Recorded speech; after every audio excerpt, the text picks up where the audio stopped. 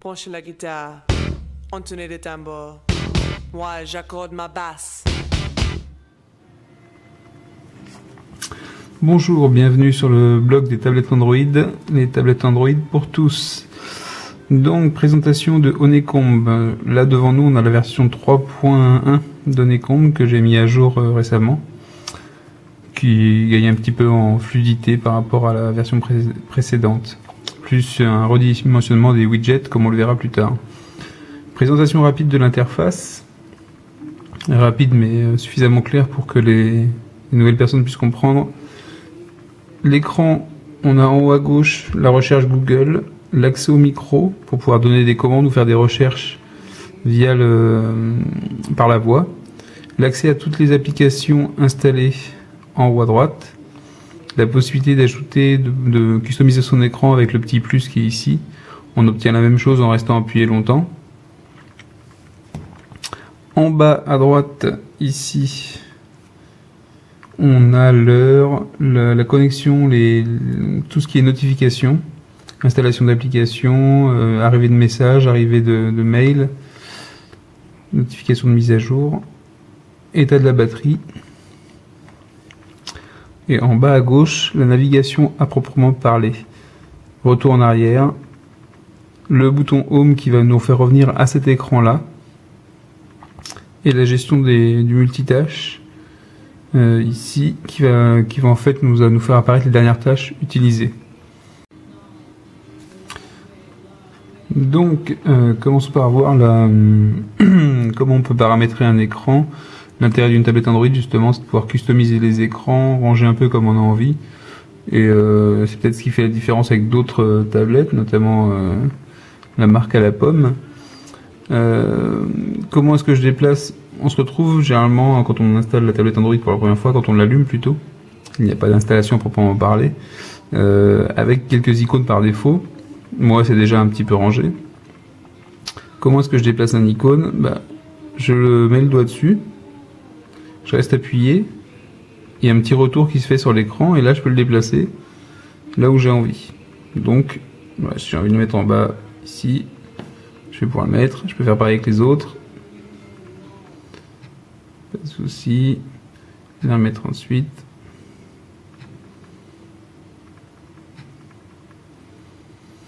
De la même manière, ça, c'est un widget, hein, c'est pas une application. On verra plus tard. C'est un widget qui me permet de déconnecter et d'accéder au Wi-Fi. D'autres icônes en bas, c'est la même chose. On va recadrer un petit peu l'appareil photo. Donc comme je disais, on peut changer son fond d'écran, rajouter des applications. Donc pour les applications, c'est simple. Toutes les applications installées se trouvent dans la partie applications ici. On peut ajouter soit, j'appuie sur la liste d'applications, je vois toutes les applications que je peux faire défiler soit au doigt, comme ça, soit par page en appuyant directement sur un côté de la page, comme ça. Dès qu'il y a l'application qui me plaît, j'appuie dessus et je la positionne dans un des 6 bureaux qui sont en bas. Donc soit là, soit à côté, soit encore à côté. Si je décide de ne plus l'installer, je reviens au-dessus. Je la relâche ici, elle n'est pas installée. Si je veux en prendre une autre, je la clique. Je peux directement la lâcher sur un bureau. L'icône, même si elle est tout petit, il apparaît ici. Je vais revenir sur mon écran et l'icône que j'ai installée est ici. Ah, je l'ai lancé. Je sais pas ce que je voulais faire. Si je veux la désinstaller, alors si je veux supprimer l'icône de mon bureau plutôt, je la sélectionne et je la place sur la poubelle qui est apparue quand j'ai sélectionné l'icône, comme ça. Dès que c'est rouge, je relâche. À ce moment-là, l'application n'est pas désinstallée, mais l'icône est supprimée du bureau. Vous pouvez aller voir que l'application est toujours présente ici, normalement. Si je la retrouve. Je ne sais plus comment elle s'appelait d'ailleurs. Elle est ici, Steambirds. Les 3 boutons, on va en profiter puisqu'on navigue. les 3 boutons de navigation. Je vais revenir à ma home ou en arrière. J'appuie sur le bouton home et hop, je reviens automatiquement sur la page principale de mes bureaux. Alors pourquoi j'appelle ça les bureaux? Parce qu'en fait, quand on a voulu installer les applications, on s'est rendu compte qu'il y en avait plusieurs. Si je retourne dessus, que je sélectionne une application, en bas apparaissent les 5 bureaux. 1, 2, 3, 4, 5 disponibles pour ranger tous mes icônes d'application. Donc pour customiser un peu mon environnement de tablette.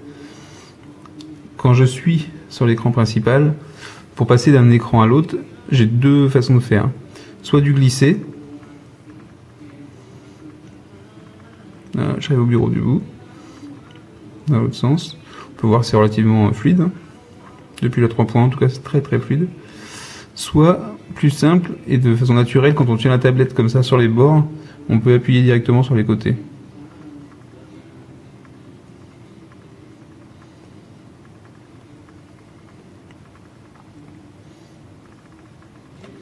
Très simple.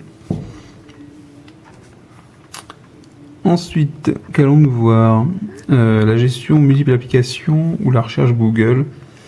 La recherche Google, je clique dessus, le clavier apparaît, donc ça c'est un clavier que j'ai installé, il n'est pas par défaut, mais le clavier par défaut est très bien aussi. Je tape ma recherche, je vais taper l'équipe par exemple. Il me propose des prédictions de résultats. Je clique, il va lancer directement le navigateur pour aller voir le site de l'équipe en principe.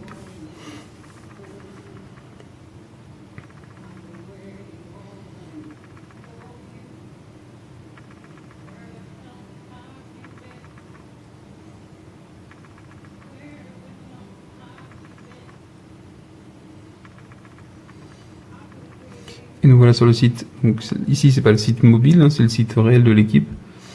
Donc, qui possède un peu de flash et qui est très bien géré. On peut voir que les pages sont relativement fluides. Si je veux zoomer, cette petite partie-là.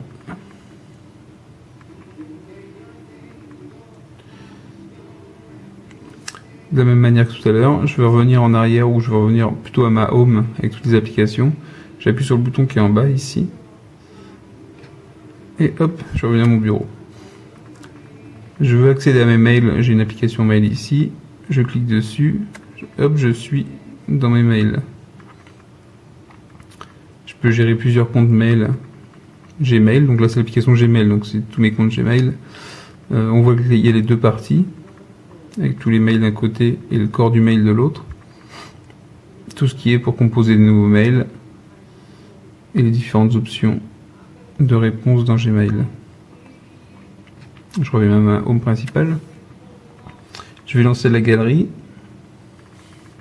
Donc c'est une application sur Android. Normalement quand on penche la tablette, je peux vous le faire voir un petit peu. Ça fait pencher les icônes. Ça sert pas à grand chose mais bon. Donc là toute la galerie. Hop.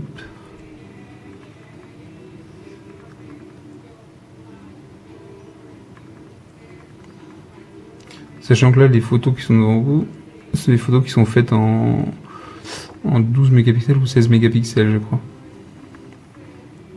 Donc comme des gros fichiers qui s'affichent très bien sur la tablette.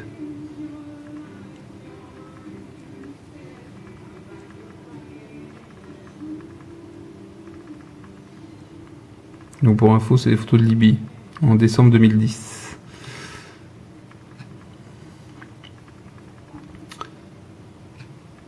Je reviens. Donc on a lancé plusieurs applications depuis tout à l'heure. On les a pas forcément fermées.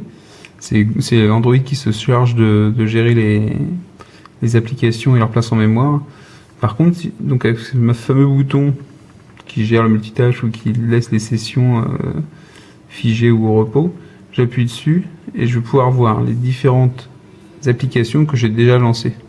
La galerie en dernier, Gmail, la recherche Google. Steambird, c'est l'application que j'avais lancée par erreur tout à l'heure. Donc, ici, je peux défiler avec les applications que j'ai déjà lancées auparavant sur ma tablette.